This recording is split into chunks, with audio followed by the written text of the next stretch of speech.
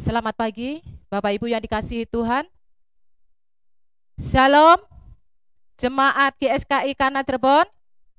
Haleluya. Kita bertemu kembali di pertemuan ibadah online pada saat pagi hari ini. Biarlah pada saat pagi hari ini kita bersyukur kepada Tuhan karena pertolongan Tuhan yang luar biasa. Meskipun tempat kita berbeda, tetapi kasih Tuhan tetap selamanya dalam hidup kita. Amin. Kita akan menyanyikan satu pujian. Musim akan selalu berganti, Tuhan selalu menolongku.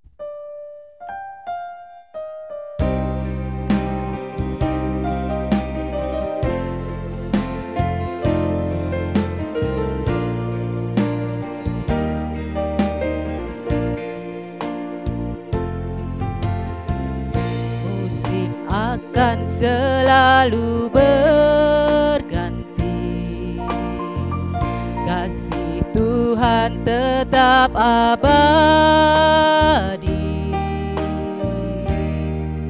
tak akan berubah sampai selamanya. Ku tetap percaya, ku yakin Tuhan memberkati, ku yakin Tuhan melindungi.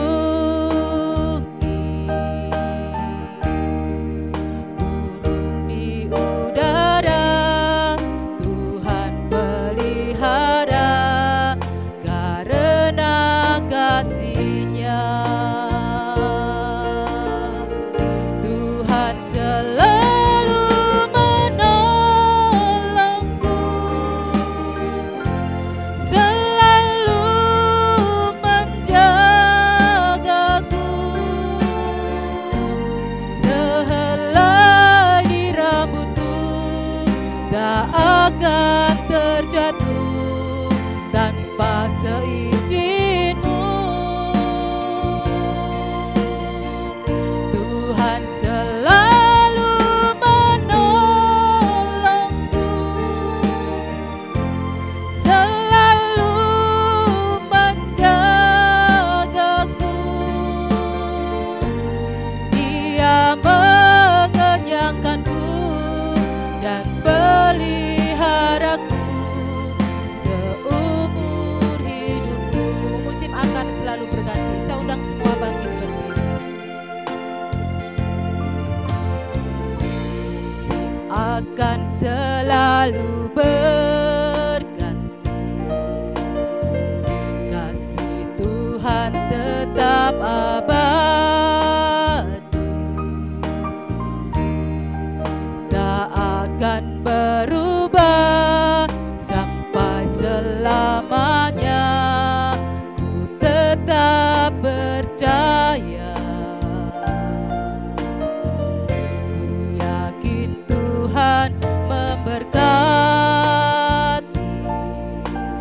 ku yakin Tuhan melindungi.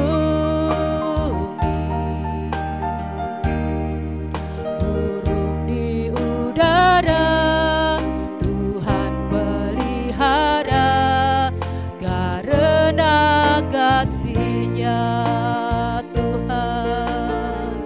Tuhan selalu menolongku, selalu menjagaku, sehelai di rambutku tak akan terjatuh tanpa seizin-Mu. Tuhan selalu menolongku, selalu menjagaku. Dia mengenyangkanku dan peliharaku seumur hidup.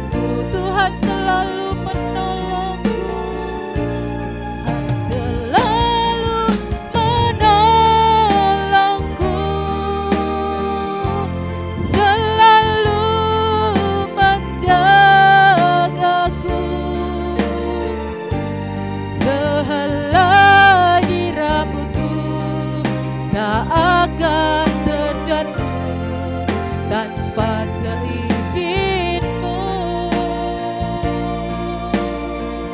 Tuhan selalu menolongku, selalu menjagaku. Dia mengenyangkanku dan peliharaku seumur hidupku.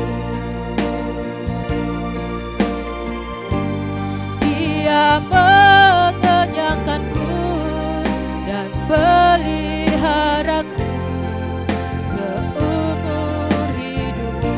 Dia mengenyangkanku,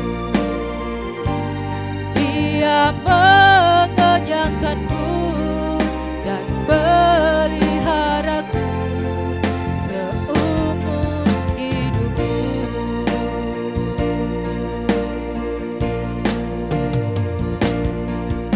Haleluya. Bapa kami yang di surga, kembali Tuhan pada saat pagi hari ini. Kami rindu untuk meninggikan Engkau Tuhan, kami rindu untuk menyenangkan hati-Mu pada saat ini Tuhan. Terima kasih Tuhan buat pertolongan-Mu. Engkau selalu menjaga kami Tuhan. Hingga pada saat pagi hari ini Engkau kumpulkan kami. Engkau pertemukan kami di ibadah raya pada saat pagi hari ini Tuhan. Engkau jamah setiap hati kami, agar kami sungguh-sungguh untuk menyenangkan hati-Mu ya Bapa. Terima kasih Tuhan Yesus, terima kasih Tuhan. Kami serahkan ibadah dari pertama pertengahan hingga akhirnya ke dalam tangan-Mu ya Bapa. Kami alaskan doa kami dalam satu nama Tuhan kami Yesus Kristus. Haleluya.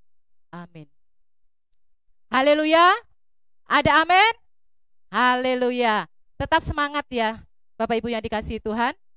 Kita akan memuji dan membesarkan nama Tuhan. Seperti rusa yang merindukan air, begitu juga kita merindukan Tuhan untuk menyembahnya. Terima kasih.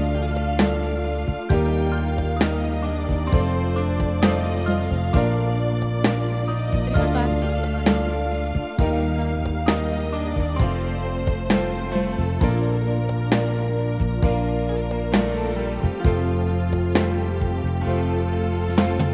Seperti rusa merindukan sungai yang mengalir, demikianlah jiwaku merindukan Engkau. Tuhan Rajaku, padamu sangat haus jiwaku. Bila ku boleh datang memandangmu, Tuhan, seperti rusa merindukan sungai yang mengalir. Terima kasih. Seperti rusa merindukan sungai yang mengalir, demikianlah jiwaku merindukan Engkau.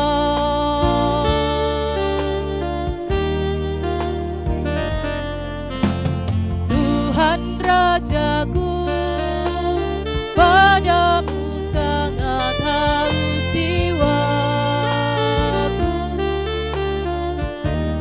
Bila ku boleh datang memandangmu, Tuhan.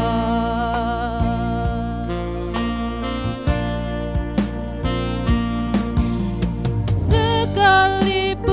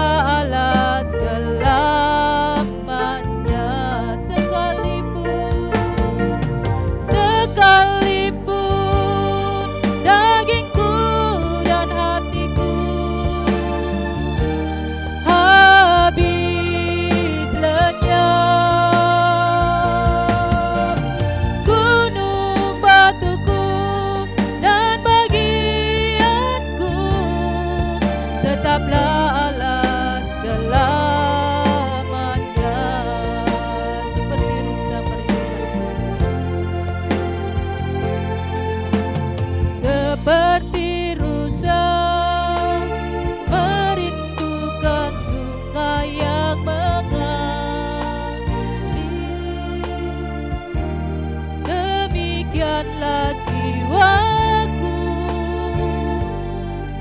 merindukan Engkau, Tuhan Rajaku. Tuhan Rajaku, padamu sangat haus jiwaku. Bila ku boleh datang memandangmu, Tuhan, sekalipun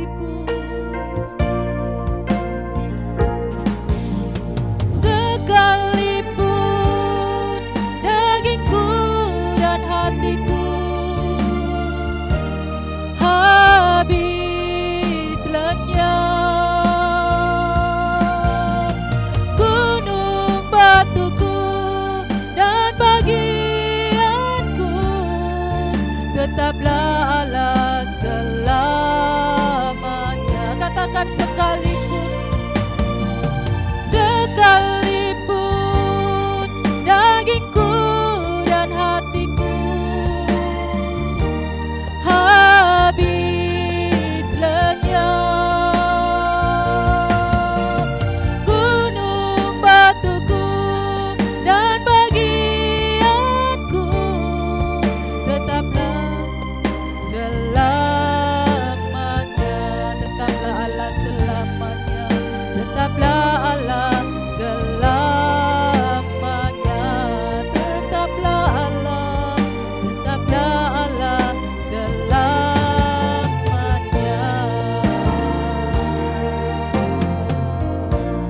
Haleluya Yesus. Kita tetap di hadirat Tuhan. Kita bersujud di hadapan-Mu Tuhan. Kita bersyukur dan memohon, berikan kami pengertian-Mu, berikan kami hikmat-Mu.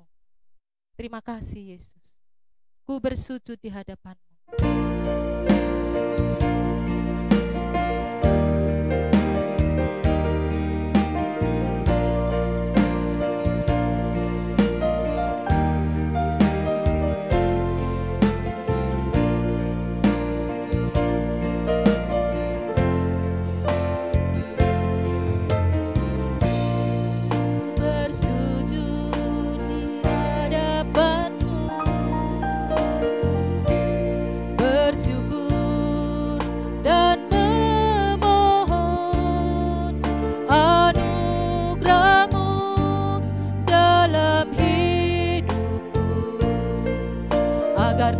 Tetap berjalan di jalan-Mu sampai kepada akhir hidupku. Ku bersujud di hadapan-Mu, bersyukur dan memohon anugerah-Mu dalam hidupku sampai kepada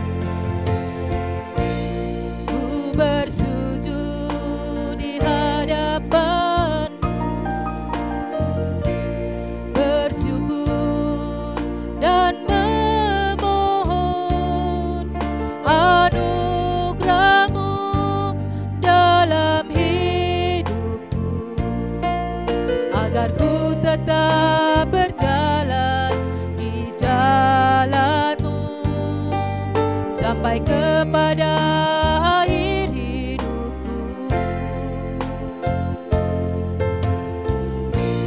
Ku bersujud di hadapan-Mu, bersyukur dan memohon anugerah-Mu dalam hidupku, agar ku tetap berjalan di jalan-Mu sampai kepada akhir hidupku.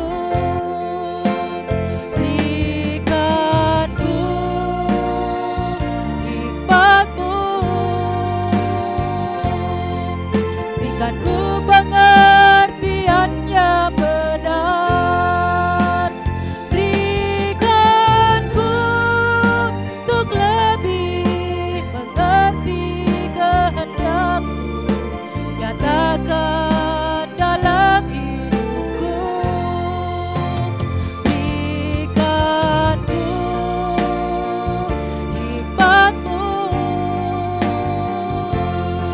berikan ku pengertian yang benar, berikan ku untuk lebih mengerti kehendak-Mu, nyatakan dalam hidupku. Berikan ku hikmat-Mu, berikan ku pengertian yang benar, berikan ku untuk lebih mengerti kehendak-Mu, sempurnakan dalam hidupku. Berikan ku hikmat-Mu, berikan ku pengertian yang benar, berikan ku untuk lebih mengerti kehendak-Mu, nyatakan dalam hidupku. Berikan ku hikmat-Mu, berikan ku pengertian yang benar, berikan ku untuk lebih mengerti kehendak-Mu, sempurnakan dalam hidupku, sempurnakan dalam hidupku, sempurnakan dalam hidupku.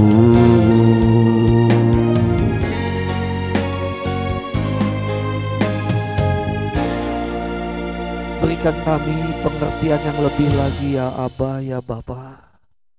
Ini anak-Mu siap menyampaikan apa yang menjadi pesan dan isi hati Bapa. Dan biarlah hamba menanggalkan keegoan hamba, pikiran-pikiran manusia, dan hanya ucapan-Mu, pikiran-Mu yang hamba sampaikan. Terima kasih untuk pagi hari ini kembali kami bisa mengadakan pertemuan raya GSKI Kana Cirebon ini. Itu semuanya karena anugerah dan kebaikan-Mu. Terima kasih, hanya di dalam nama Putra Tunggal Bapa yang mulia dan agung kami berdoa dan kami mengucap syukur. Amin. Shalom, selamat pagi sahabat-sahabat kekasih-kekasih Tuhan. Hari ini adalah pertemuan raya perdana melalui online GSKI Kana Cirebon. Saya sangat bersuka cita kalau hari ini kita bisa mengadakan ini walaupun melalui online, tapi hati saya sangat dekat dengan saudara semua. Dan saya merasakan bahwa apa yang hari ini terjadi seperti bukan online, tetapi seperti tatap muka. Dan saya percaya kita semua di dalam keadaan yang baik dan di dalam keadaan yang sehat.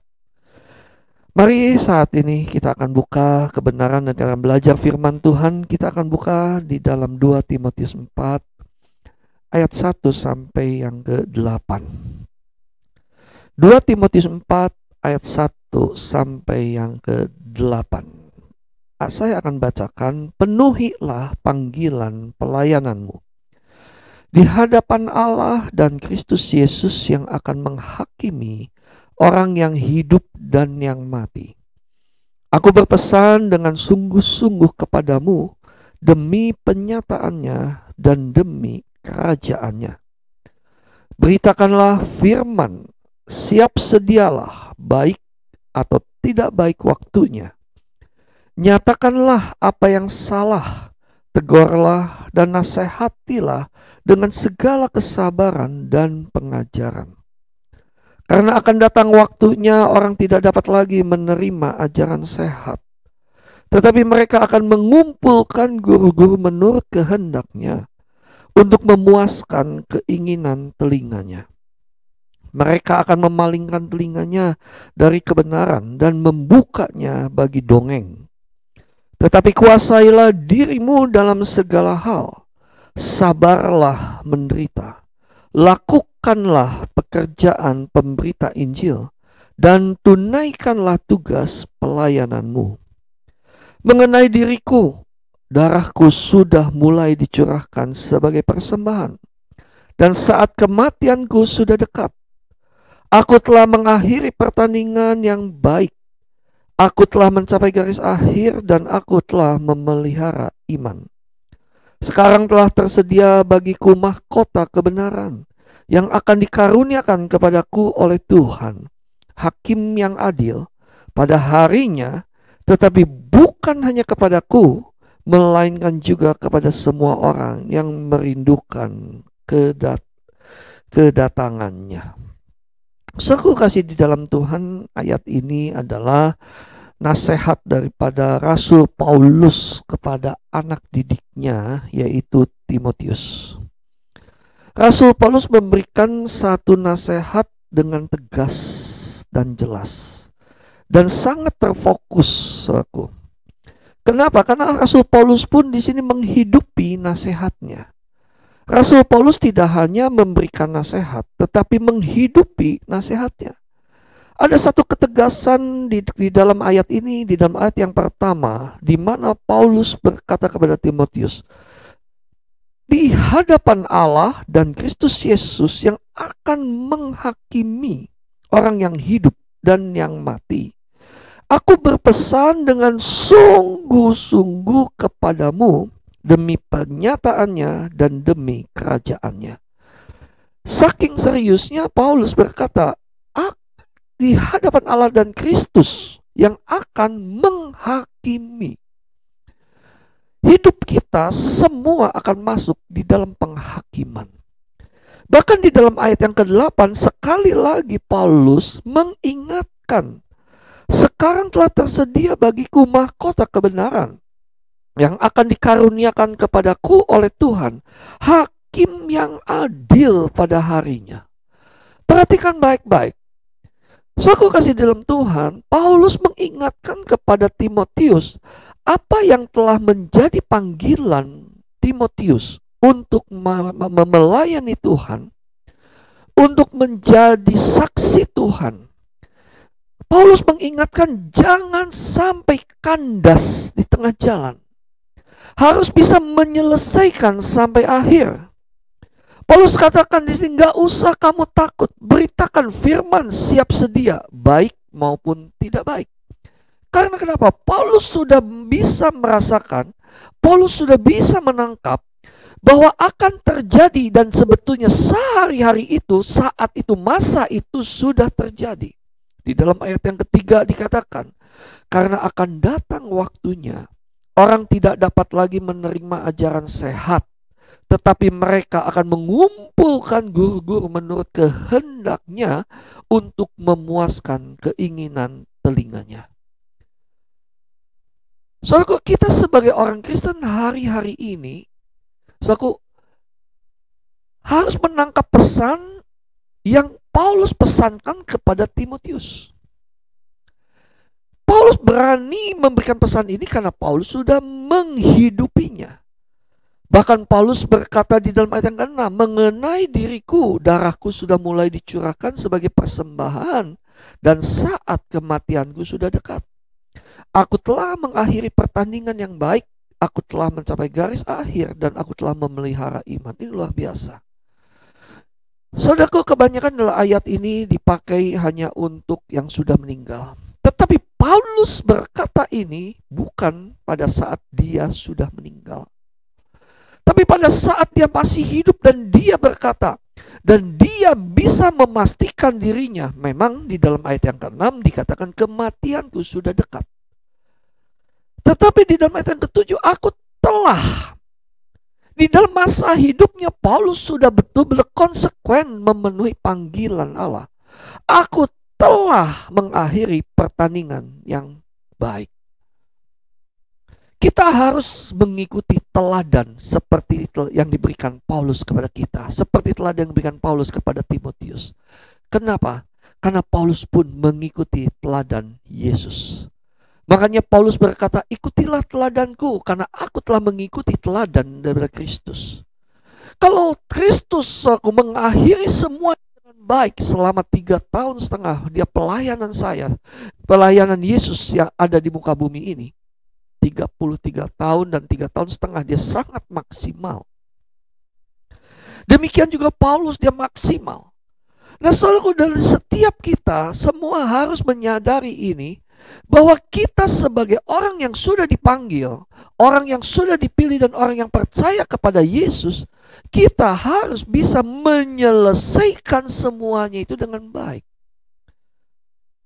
Arti pelayanan di sini jangan berpikir bahwa ini hanya pelayanan di gereja. Arti pelayanan di sini bukan hanya sebagai pengkhotbah, singer, WL, pemain musik, pendoa, atau dan sebagainya. Tuhan memanggil kita di bidangnya masing-masing. Kalau saudara sebagai pengusaha, jadilah pengusaha pelayanan. Kalau saudara sebagai karyawan, di kantormu itu adalah tempat pelayananmu. Bapak-bapak, kepala rumah tangga, disitulah tempat pelayananmu. Jangan kita, saudaraku, menganggap bahwa pelayanan itu hanya di dalam gereja, hanya di dalam satu ibadah, hanya di dalam satu ritual atau liturgi. Tidak. Tuhan mau hidup kita 24 jam adalah pelayanan, melayani. Arti daripada melayani tidak lain adalah kita harus menjaga perasaan Allah, melakukan apa yang menjadi kehendak Allah. Nah, kalau Allah kita, Bapa kita, Tuhan kita, Raja kita, itu adalah menjadi Tuhan atas hidup kita, kita melayani harus maksimal, melakukan perintah Tuhan secara maksimal, melakukan apa yang Tuhan mau secara maksimal. Ini yang dinamakan dengan finishing well. Paulus melakukan maksimal. Paulus mengerjakan segala sesuatunya secara maksimal. Dia tidak peduli dengan di kanan atau di kirinya. Dia hanya peduli kepada ke depan. Dia hanya melihat bahwa aku harus mengakhiri pertandingan. Dan Paulus berkata, aku telah. Karena dia menuntut dirinya harus menyelesaikan pertandingan. Maka Paulus berani berkata di dalam ayat yang ke-7, aku telah. Bahkan hal yang luar biasa di dalam ayat yang ke-8, sekarang telah tersedia bagiku mahkota. Saudaraku, ini bukan kesombongan daripada Paulus, bukan.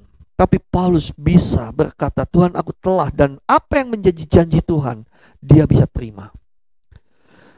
Saudaraku, hidup itu adalah pertandingan. Di dalam pertandingan itu yang terpenting memang apakah kita menang, mencapai garis akhir, atau kita kandas di tengah jalan. Banyak orang Kristen awal lahir baru, awal mengenal Tuhan, menggebu-gebu. Wah, semua masih semangat. Tidaklah sulit untuk mengawali dengan baik, tapi sangat sulit untuk konsisten tetap baik sampai kepada akhirnya. Di dalam Alkitab ada satu contoh yang bernama Salomo. Saudara kasih dalam Tuhan, Salomo waktu dia mau menjadi raja dengan rendah hati, dia berkata, aku tidak minta kekayaan, aku tidak minta apa-apa, tapi aku minta hikmat Tuhan supaya aku bisa memimpin bangsa ini, atau boleh dikatakan menggembalakan bangsa ini. Dan Tuhan berikan hikmat dengan sangat luar biasa. Alkitab katakan tidak ada hikmat yang lebih lagi pada zaman itu. Apa yang terjadi, saudaraku? Dengan berjalannya waktu, perhatikan. Hal yang penting yang Tuhan berikan kepada Salomo dipakai menjadi tidak penting. Melalui hikmatnya, dengan perjalanan waktunya, Salomo mulai jatuh ke dalam dosa. Mulai istrinya banyak, mulai jatuh di dalam penyembahan berhala. Di dalam kehidupan Salomo, kita baca di dalam sejarahnya, bagaimana akhir daripada hidupnya. Sampai dia menulis segala sesuatu adalah sia-sia. Kenapa? Dia sudah melepaskan hal yang penting dalam hidupnya. Dia bisa memulai dengan baik, tapi dia tidak bisa mengakhiri dengan baik. Contoh lagi Nuh, saudaraku, di dalam Alkitab kalau saudara baca, Nuh dipilih oleh Allah, diselamatkan oleh Allah dari hukuman terhadap bumi ini. Tapi kalau saudara baca di dalam Kejadian pasal yang ke-9 ayat yang ke-20 sampai 21, diceritakan di situ Nuh menjadi mabuk. Nuh bahkan mengutuki anaknya. Saudara kasih di dalam Tuhan, saya berdoa melalui kebenaran pada pagi hari ini, ayo kita sadar bahwa mungkin kita mudah mengawali yang baik, tapi tetaplah Tuhan mau kita konsisten tetap lakukan yang baik sampai kepada akhir hidup kita. Karena kenapa di dalam perjalanan hidup kita, saudaraku, ketika satu hal menjadi banyak, ketika kepercayaan makin ditingkatkan, ketika sesuatu menjadi banyak, maka sesuatu yang sedikit menjadi berlipat ganda, maka kita akan kehilangan fokus terhadap sesuatu yang penting itu. Seringkali saya kasih contoh seperti ini. Seringkali kita pada saat kita dipanggil Tuhan, atau kita mendapat kasih karunia Tuhan bisa percaya kepada Yesus, maka kita bersukacita. Sepertinya sekarang aku anak Allah. Lalu kita bersukacita. Itu sesuatu yang penting. Tetapi ketika kita menjalani kehidupan ini, seolah-olah kita diberkati oleh Tuhan. Karena ini satu pengajaran bahwa Yesus datang untuk memberikan kita kekayaan dan mujizat. Lalu seolah-olah kita hanya tertuju kepada berkat. Benar, setelah percaya Yesus aku menjadi kaya, setelah percaya Yesus aku menjadi berkat. Maka sesuatu yang penting pada saat kita menerima Yesus itu menjadi yang kecil, dan yang besar itu menjadi mujizat dan kekayaannya. Dan akhir hidup orang yang demikian tidak mencapai garis akhir dengan baik, karena dia hanya memanfaatkan Tuhan. Apalagi kalau kita saya mau percaya Yesus karena banyak orang Kristen diberkati. Saya mau percaya Yesus karena saya sakit mau disembuhkan. Tapi begitu tidak diberkati, tidak disembuhkan, kita menjadi kecewa. Perhatikan saudaraku, hal yang utama kita harus tetap jadikan yang utama. Di dalam kekristenan, di dalam mengikuti Yesus, tidak ada lain. Hal yang utama adalah Yesus. Makanya Paulus berkata begini, hidupku bukannya aku lagi, tetapi Yesus yang di dalamku. Segala sesuatu yang telah aku alami dahulu, itu kuanggap sampah. Kenapa? Karena dia sudah menemukan mutiara yang sangat berharga, yaitu Tuhan Yesus. Jangan kita menjadi menyimpang. Di dalam mengikuti Yesus kita tidak boleh menjadi menyimpang. Fokuslah kepada hal yang penting. Fokuslah kepada hal yang esensi di dalam kehidupan ini. Aku kasih di dalam Tuhan. Tuhan sedang menuntut kita. Sekali lagi, Tuhan sedang menuntut kita untuk mencapai garis akhir dengan baik. Tetapi Tuhan tidak bisa memaksa kita dengan keputusan kita. Apakah kita mau menyelesaikannya atau tidak. Tuhan hanya bisa berkata, engkau harus menyelesaikan ini, maka di depan itu ada mahkota. Engkau akan bersama-sama dengan aku memerintah di LB3, langit baru dan bumi baru. Tetapi keputusan tetap ada di tangan manusia. Keputusan tetap ada di tangan kita, mau apa tidak. Nah, perjalanan hidup ini menentukan. Perjalanan hidup kita setiap detik itu merupakan perjuangan. Perjalanan hidup kita setiap detik merupakan bagaimana kita makin hari makin berkenan di hadapan Allah sehingga kita bisa mencapai garis akhir dengan baik. Jangan kita bangga kalau kita berkata aku sudah menjadi pemenang. Pemenang kalau tanpa ada perjuangan itu bukan pemenang. Kita akan menjadi pecundang. Kekristenan, di dalam menjalani kekristenan itu ada perjuangan. Tidak semena-mena begitu gampang terima Yesus langsung masuk surga. Tidak demikian. Menerima Yesus sebagai Tuhan dan Juru Selamat itu adalah anugerah. Keselamatan yang Tuhan berikan kepada kita itu adalah anugerah dan kasih karunia. Tetapi jangan lupa, di balik anugerah itu, di saat kita menerima kasih karunia itu, ada tanggung jawab. Tuhan tidak semena-mena memberikan keselamatan begitu saja tanpa ada tanggung jawab.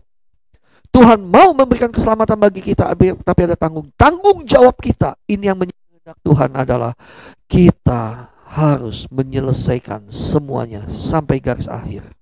Harus. Tanpa bisa ditunda lagi. Hidup kita harus menjadi maksimal. Hidup kita akan mencapai garis akhir, harus mencapai garis akhir dengan baik. Saya kasih di dalam Tuhan. Saya merindukan ketika saudara mendengar berita kebenaran ini, ujilah sudah sampai di mana perjalanan hidup kita. Sudahkah kita menggenapi apa yang Tuhan mau dalam hidup kita? Paulus mengerti sebelum dia mati, dia sudah menulis, aku telah mengakhiri pertandingan dengan baik. Karena kenapa? Dia selalu mengukur hidupnya. Dia selalu mengukur apa yang sudah dilakukan dalam hidupnya. Oleh sebab itu, saudaraku, karena Paulus yang sudah berkata, ikutilah teladanku dan aku telah mengakhiri pertandingan dengan baik, kita akan belajar daripada Paulus. Melalui kehidupan Paulus, kita belajar bagaimana Paulus mengakhiri dengan baik, dengan sempurna. Saya katakan dengan sempurna. Ya, karena kenapa? Saya melihat dampak daripada pelayanan Paulus, aku. Seluruh dunia mendengar Injil. Dampak dari pelayanan Paulus, seluruh dunia mengenal Yesus. Ada 3 hal yang saya ingin sampaikan tentang finishing well dalam kehidupan Paulus. Dan ini menjadi pelajaran juga untuk saya bahwa ada 3 hal tanggung jawab untuk menyelesaikan dengan baik. Ada tiga hal sebagai tanggung jawab. Hal yang pertama, kita akan belajar ya, soalku dalam Kisah Para Rasul pasal yang ke-20, ayat yang ke-17 sampai ayat yang ke-38. Kisah Rasul 20, ayat 17 sampai 38. Saya tidak akan baca, tapi akan beberapa ayat yang saya akan baca. Dari ayat-ayat ini, kita akan mengerti tentang tanggung jawab Paulus untuk menyelesaikan semuanya. Yang pertama, kita lihat Kisah Rasul pasal yang ke-20, ayat yang ke-21 sampai 23. Demikian firman Tuhan. Aku senantiasa bersaksi kepada orang-orang Yahudi dan orang-orang Yunani, supaya mereka bertobat kepada Allah dan percaya kepada Tuhan kita Yesus Kristus. Tetapi sekarang, sebagai tawanan roh, aku pergi ke Yerusalem. Aku tidak tahu apa yang akan terjadi atas diriku di situ, selain daripada yang dinyatakan Roh Kudus dari kota ke kota kepadaku, bahwa penjara dan sengsara menunggu aku. Yang pertama, menyelesaikan tugas Paulus dengan baik, dia bertanggung jawab kepada Allah. Dan Allah memandang Paulus, dia benar-benar maksimal. Dia bertanggung jawab terhadap Allah. Kenapa saya katakan demikian? Ayat yang ke-22 berkata begini, tetapi sekarang sebagai tawanan roh, aku pergi ke Yerusalem. Dan aku tidak tahu apa yang akan terjadi atas diriku di situ, selain daripada yang dinyatakan Roh Kudus dari kota ke kota kepadaku, bahwa penjara dan sengsara menunggu aku. So, kita harus nyadari ada tanggung jawab dalam hidup kita itu kepada Allah. Allah gak pernah iseng menjadikan kita sebagai manusia. Allah tidak pernah iseng kita ada di dalam bumi ini. Bahkan Allah tidak pernah iseng kita menjadi anak-anak Allah. Itu satu anugerah yang besar. Dan Paulus mengerti, dia waktu berjumpa dengan Yesus, waktu perjalanan dari Damsyik, dia bertemu dengan Yesus dan dia katakan, aku mau bertobat. Saat Paulus mau bertobat, dia di dalam Kisah Rasul, aku sebagai tawanan roh. Dia tidak lagi berkata Tuhan untuk dirinya sendiri, tapi dia berkata Allah sebagai Tuhan untuk dirinya, sebagai tawanan roh. Kalau Allah berkata pergi ke Yerusalem, dan saya percaya dia pasti akan merasa kalau dia kembali ke Yerusalem pasti akan ditangkap, dianiaya. Tetapi dia katakan, aku tetap sebagai tawanan roh, aku akan mengikuti apa yang Allah mau. Aku akan tetap mengikuti dan taat apa yang Tuhan mau. Demikian juga seperti Tuhan Yesus. Satu kali Tuhan Yesus berkata, aku mau kembali ke Yerusalem supaya di sana anak manusia akan menderita sengsara. Satu kali Petrus berkata, sekali-kali tidak. Saudara perhatikan baik-baik. Sekali-kalinya Yesus berkata kepada muridnya, hanya kepada Petrus, nyah kau iblis. Wow, saudaraku, kepada Yudas saja Tuhan tidak bicara begitu. Kenapa? Karena Yesus tahu ada tugas, ada misi Bapa untuk hidupnya. Maka dia hanya mau taat kepada Bapa. Dia tidak mau dengar-dengaran kepada yang lain. Dia hanya mau taat kepada Bapa yang telah mengutusnya. Demikian juga karena Paulus mengikuti teladan Yesus, dia hanya mau taat kepada Bapa yang mengutusnya. Aku harus kembali ke Yerusalem. Apapun yang terjadi, tetap aku hanya taat kepada Allah. Dan ayat yang ke-23 dikatakan, Roh Kudus dari, selain daripada yang dinyatakan Roh Kudus dari kota ke kota kepada bahwa penjara dan sengsara. Ini kekristenan yang sejati. Inilah kekristenan yang sesungguhnya. Kita harus tunduk apapun. Walaupun penjara, walaupun sengsara sudah ada di depan kita, tapi kita harus tunduk kepada Dia. Baru kita bisa mencapai garis akhir dan bertanggung jawab kepada Allah. Itu ada pertanggungjawabannya. Panggilan Allah itu pasti. Panggilan Allah itu sempurna. Panggilan Allah itu adalah panggilan tertinggi dalam hidup kita. Panggilan Allah belum tentu menjadi pendeta. Panggilan Allah belum tentu menjadi full timer. Tapi panggilan Allah itu harus kita melayani dimanapun yang Allah tempatkan. Bersyukur kalau saudara menjadi karyawan. Jadikanlah kantor saudara sebagai tempat pelayananmu. Jangan mau jadi pendeta kalau saudara tidak dipanggil menjadi pendeta. Jangan saudara lari daripada panggilan pendeta kalau saudara harus menjadi pendeta. Jangan saudara masuk ke gereja melakukan full timer kalau saudara tidak dipanggil di situ. Tapi kalau Allah tetapkan sebagai pengusaha, jadilah pengusaha yang benar. Maksimallah di situ. Saudara harus ingat bahwa kalau saudara jadi pengusaha, tempat usaha saudara bukan punya saudara, itu punya Tuhan, punya Bapa. Dan Bapa yang memberikan kepercayaan. Kita bukan ownership, kita bukan pemilik, tapi kita hanya sebagai pengelola, stewardship. Tanggung jawab Paulus jelas kepada Allah. Dia mau tunduk.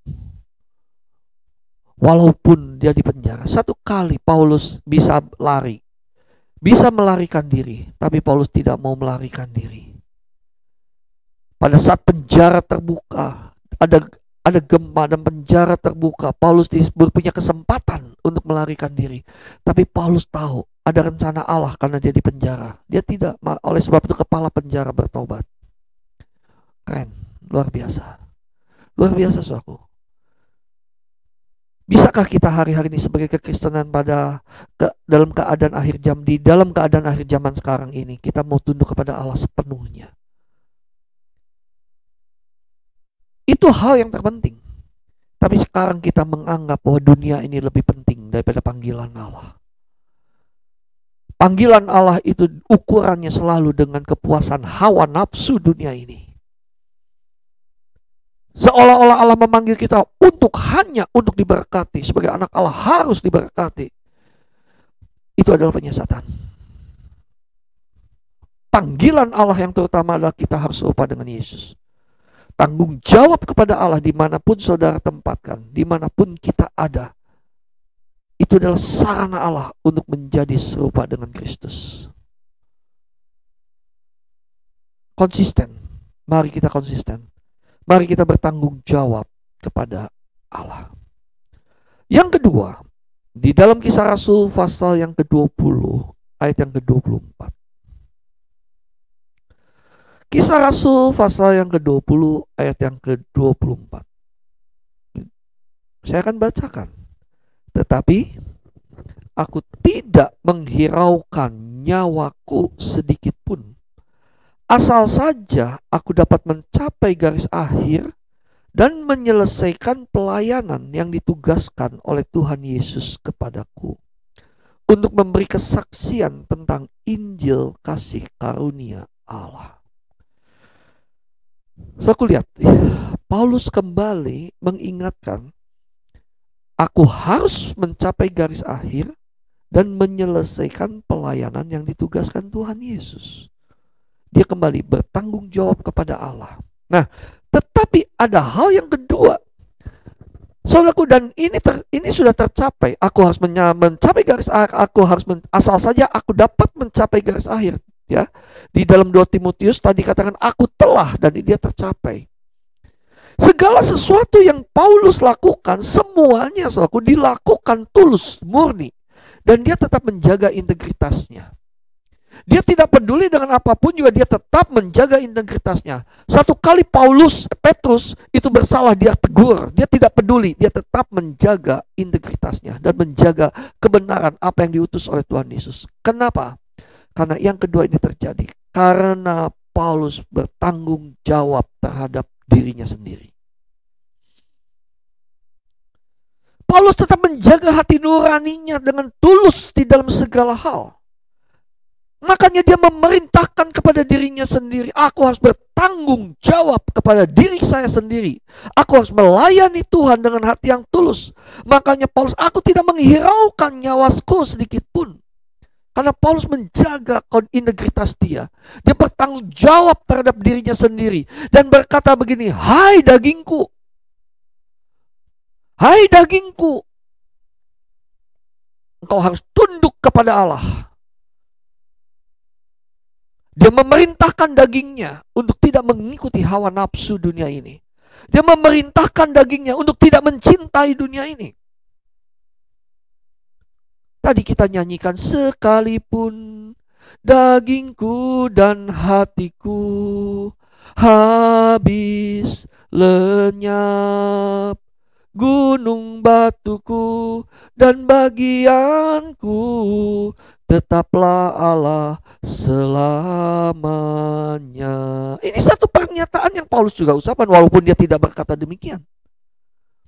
Tapi tetap Paulus berkata, hai tubuhku, dagingku, aku tidak akan menghiraukan nyawaku sedikit pun. Selain aku harus bertanggung jawab kepada Allah, dan dagingku juga, tubuhku, diri sendiri harus bertanggung jawab. Luar biasa, saudaraku. Makanya Paulus bisa berani berkata di dalam 2 Timotius tadi, beritakanlah firman. Siap sedialah baik atau tidak baik waktunya. Nyatakanlah apa yang salah. Tegurlah dan nasihatilah dengan segala kesabaran dan pengajaran. Berani nggak hari-hari ini kita bertanggung jawab sebagai hamba-hamba Tuhan? Berani nggak kita sehari-hari bertanggung jawab sebagai pengusaha? Beranilah kita hari-hari bertanggung jawab sebagai karyawan. dengan menyatakan kebenaran kepada orang lain dan menyatakan salah walaupun itu salah, dan tidak mau melakukan hal yang salah karena itu tahu kita salah, atau kita tetap berkompromi. Beranikah kita bertanggung jawab pada diri kita sendiri dengan integritas? Jangan karena dia orang kaya tidak berani menegur. Jangan karena dia orang kaya mulai diangkat-angkat walaupun hidupnya salah, masa bodoh. Yang penting duit masuk. Ini sudah tidak punya integritas, saudara. Paulus dengan punya integritas, walaupun itu Petrus senior, dia katakan salah, ya salah. So, aku kasih dalam Tuhan, Paulus itu tidak pernah main-main di dalam mengasihi Tuhan, di dalam melayani Tuhan. Tidak pernah kompromi dengan dosa. Tidak pernah kompromi dengan kesalahan orang. Dia memberikan nasihat. Dia menegur, tapi dengan segala kesabaran dan pengajaran. Dan ayat yang ketiga di dalam 2 Timotius tadi sudah digenapi sekarang. Karena gereja ingin mengumpulkan banyak orang. Karena gereja ingin supaya banyak orang bisa datang, bisa hadir. Maka mereka mengajarkan menurut kehendak telinga yang hadir. Bukan lagi terfokus kepada kebenaran Injil. Tidak lagi terfokus kepada suara kebenaran yang Tuhan mau sampaikan. Tapi mereka mulai mengajarkan, mengumpulkan guru-guru menurut kehendak. Dan akibatnya gereja hari ini mengalami degradasi. Kekristenan hari ini mengalami degradasi. Dengan mudahnya banyak orang Kristen hari ini menyangkal Tuhan Yesus. Saudara bisa tahu apakah orang itu mengakhiri pertandingan dengan baik? Yang pasti dia sudah kandas di tengah jalan. Tapi hari ini saudara yang mendengar, kita yang sudah mendengar kebenaran ini, mari yang pertama bertanggung jawab pada Allah. Kita harus banyak duduk diam di kaki Tuhan, mendengar apa yang Tuhan mau. Dan kita bertanggung jawab atas panggilan itu. Yang kedua, kita harus bertanggung jawab pada diri kita. Aku kadang-kala daging itu bertentangan. Waktu Allah berkata, jangan engkau makan buah itu. Tapi daging berkata, begitu indahnya buah itu. Kalau Allah berkata, engkau lakukan. Tapi daging berkata, begitu enaknya kalau engkau lakukan. Allah berkata, ikuti perintah-perintahku. Tapi daging berkata sulit ikut perintah Tuhan. Lebih baik itu ikuti perintah daging. So aku lihat bertentangan. Oleh sebab itu daging kita harus ditundukkan. Dan kita harus bertanggung jawab terhadap daging kita. Yang ketiga.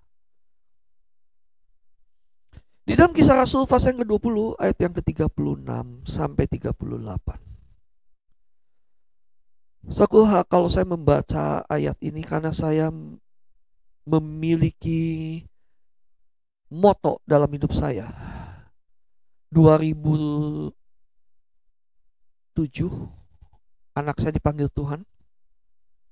Sejak saat itu saya memiliki moto dalam hidup saya. Be maximize and finishing well.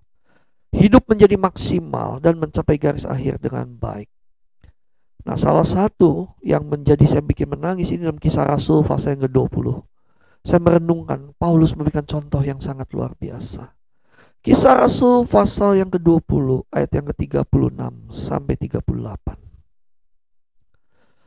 Demikianlah firman Tuhan. Sesudah mengucapkan kata-kata itu, Paulus berlutut dan berdoa bersama-sama dengan mereka semua.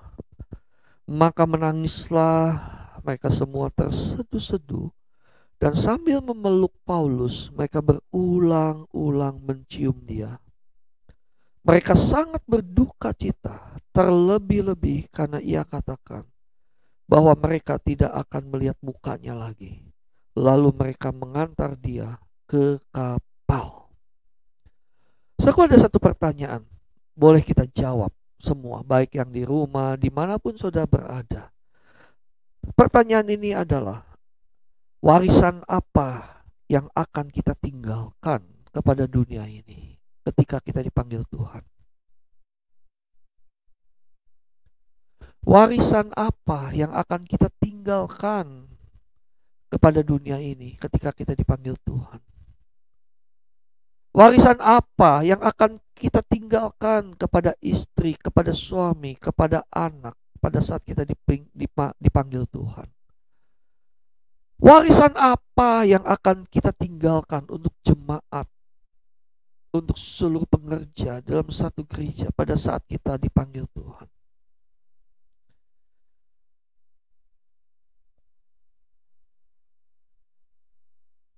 Satu kali, saudaraku, waktu anak saya meninggal pada hari Selasa, hari Kamis dikubur, hari Jumat kita beres-beresin kamar dia. Lalu kita menemukan satu buku bahasa Indonesia. Buku itu masih baru karena masih baru ditulis 1-2 halaman saja. Saya ada fotonya karena saya foto itu. Lalu di depan buku itu, di depan cover buku itu ada satu tulisan. Itu yang menjadi moto saya. So, kenapa akhirnya saya memiliki moto Be maximize and finishing well. Dia menulis begini. Ketika kamu lahir, dunia bersuka cita, tetapi kamu menangis. Oleh sebab itu hiduplah sedemikian rupa, supaya ketika kamu meninggal, dunia berduka cita, tetapi kamu bersuka cita. Kata-kata ini saya tulis di misannya. Dan kata-kata ini yang terus mengiang di dalam telinga saya. Kenapa? Saudaraku, seperti Paulus, saya merenungkan ini seperti Paulus. Pada saat Paulus sudah menggembalakan, pada saatnya Paulus mau mengikuti apa yang menjadi perintah Bapa, bertanggung jawab kepada Bapa. Lalu dia bertanggung jawab kepada dirinya untuk taat walaupun akan mengalami penderitaan. Tetapi saudara perhatikan, jemaat menangis terseduh-seduh. Kenapa? Karena pun dia bertanggung jawab terhadap sesamanya. Disitulah saya menangkap suatu tulisan daripada anak saya. Hiduplah sedemikian rupa.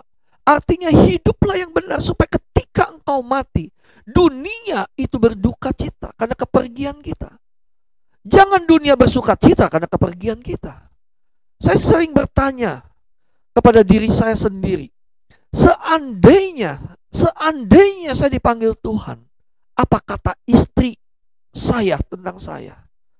Seandainya saya dipanggil Tuhan, apa kata anak saya tentang saya? Seandainya saya dipanggil Tuhan, apa kata jemaat tentang saya? Ayo setiap kita renungkan pertanyaan ini. Sudahkah kita bertanggung jawab kepada sesama? Sudahkah kita melakukan apa yang menjadi perintah Tuhan supaya kita mengasihi sesama seperti diri kita sendiri? Sudahkah kita menjadi berkat untuk sesama?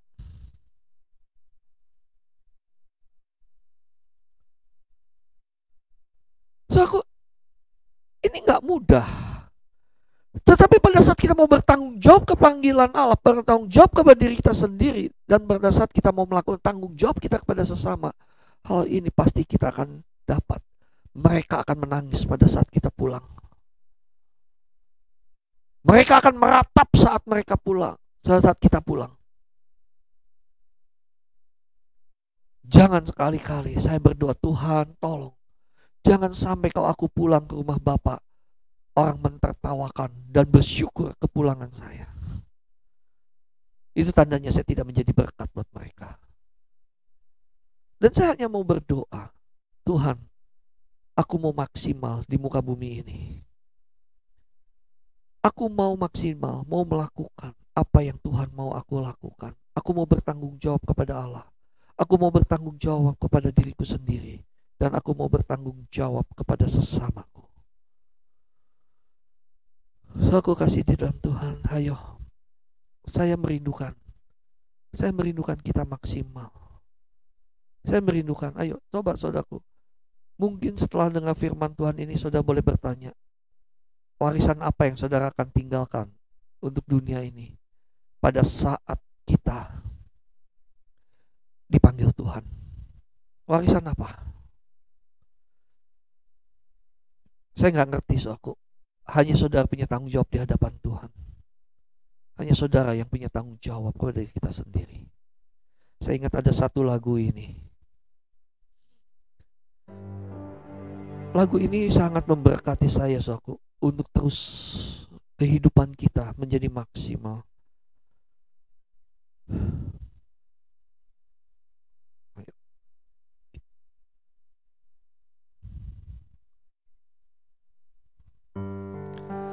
Hari-hari hidup datang dan berlalu, bagaikan deret awan yang ditiup angin.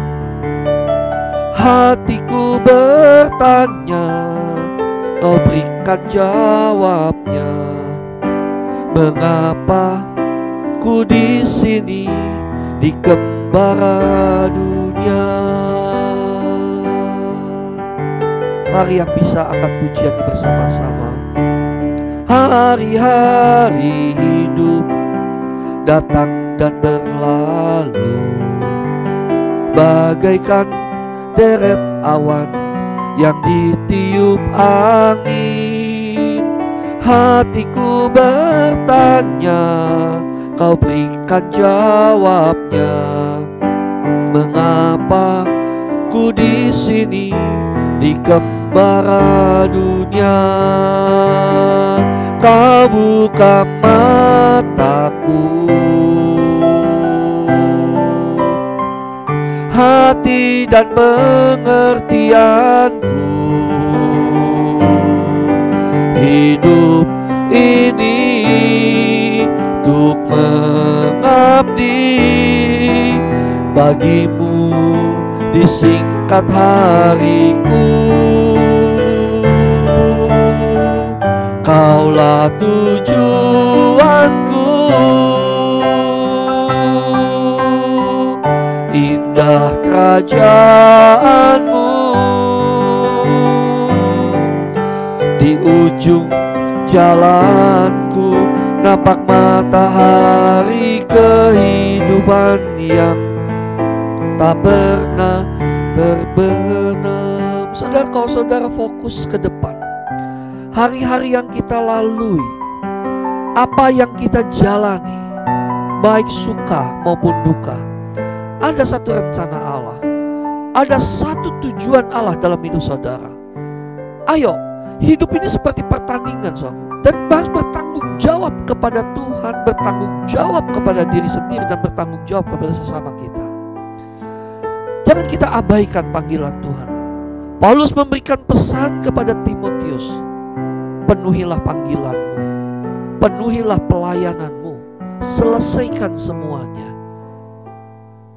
Apapun yang menjadi tugas tanggung jawab saudara dan saya di muka bumi ini, satu hal yang Tuhan mau, selesaikan itu dengan baik. Bertanggung jawab kepada Tuhan. Karena kenapa, saudaraku? Akhirnya kehidupan kita akan masuk dalam pengadilan Allah. Kita akan masuk di dalam penghakiman. Ini jangan main-main. Jangan kita mengorbankan kekekalan demi sesuatu yang dunia yang fana ini. Sebagai ayat terakhir saya akan bacakan di dalam 1 Korintus pasal yang ke-7 ayat yang ke-17. 1 Korintus ayat yang ke-7 ayat yang pasal yang ke-7 ayat yang ke-17. Demi selanjutnya hendaklah tiap-tiap orang tetap hidup seperti yang telah ditentukan Tuhan baginya, dan dalam keadaan seperti waktu ia dipanggil Allah. Inilah ketetapan yang kuberikan kepada semua jemaat. Lihat, Paulus juga berkata kepada jemaat di Korintus, tetap hidup, tetap, katakan tetap, konsisten. Ada penekanan seperti yang telah ditentukan Allah baginya, dan dalam keadaan seperti waktu ia dipanggil Allah. Dan Paulus memaksa dirinya untuk tetap hidup seperti yang ditentukan Allah. Sehingga di dalam 2 Timotius tadi Paulus katakan, aku sudah selesai. Aku sudah mencapai garis akhir dengan baik. Seperti Yesus di kayu salib sudah selesai dan dia mengerti finishing well. Paulus pun berkata, aku sudah mengakhiri pertandingan dengan baik. Saya rindu setiap kita semua. Rindu setiap kita semua. Wah, saya pun terus sedang berjuang di dalam pertandingan ini. Dan saya rindu, saudaraku. Mari kita bersama-sama berjuang. Kita bersama-sama di GSKI Kana ini. Kita bersama-sama saling support untuk saling maju. Ayo capai garis akhir dengan baik. Capai garis akhir dengan baik. Sama-sama berjuang. Saya sebagai gembala GSKI Kana Cirebon, saya benar-benar mau mengajak saudara. Benar-benar mau, ayo kita berkemas-kemas. Ayo kita kejar berjuang sampai garis akhir dengan baik. Sampai kita sempurna seperti Bapa, serupa dengan Kristus. Saatnya kita hanya fokus ke depan. Tuhan Yesus memberkati. Mari kita bangkit berdiri. Kita angkat pujian yang tadi, hari-hari ini. Saudaraku, mari kita angkat pujian ini. Kita sama-sama angkat pujian ini, kita renungkan angkat pujian ini. Hari-hari hidup datang dan berlalu, bagaikan deret awan yang ditiup angin. Hatiku bertanya, kau berikan jawabnya. Mengapa ku di sini di kembara dunia? Sekali lagi katakan hari-hari. Hari-hari hidup datang dan berlalu, bagaikan deret awan yang ditiup angin. Hatiku bertanya, kau berikan jawabnya. Mengapa ku di sini di kembara dunia? Kau buka mataku, hati dan pengertianku. Hidup ini untuk mengabdi bagimu, disingkat hariku. Kaulah tujuanku, indah kerajaanmu. Di ujung jalanku nampak matahari kehidupan yang tak pernah terbenam. Kaulah tujuanku, kaulah tujuanku, indah kerajaanmu. Di ujung jalanku nampak matahari kehidupan yang tak pernah terbenam. Biarlah setiap kita mata hanya tertuju kepada Bapa. Hati kita pindahkan ke kerajaan surga. Halangan yang paling besar dalam hidup kita untuk mencapai garis akhir adalah kita mencintai dunia ini. Biarlah kita mengakhiri hidup kita. Pada saat kita menghadap Bapa, Bapa akan berkata, mari hambaku yang setia. Biarlah kita semua bisa mencapai garis akhir dengan baik.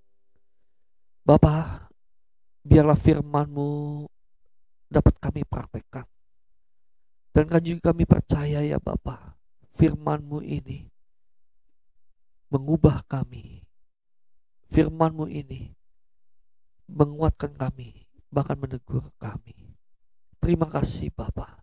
Kami mau berubah. Kami mau mencapai garis akhir dengan baik. Mari angkat tangan kita. Kekasih-kekasih Tuhan, biarlah segala berkat anugerah kasih karunia Bapa, damai sejahtera Bapa, dan biarlah kita menjadi berkat buat banyak orang, hidup maksimal dan mencapai garis akhir dengan baik. Dan biarlah kasih karunia yang daripada Tuhan Yesus, penghiburan, penyertaan daripada Roh Kudus menyertai kita mulai pada saat sekarang ini sampai keserupaan Kristus nyata dalam hidup kita, bahkan sampai selama-lamanya. Kerajaan-Mu datang, kehendak-Mu jadi dalam kehidupan kami semua seperti di surga. Haleluya. Amin. Tuhan Yesus memberkati. Shalom.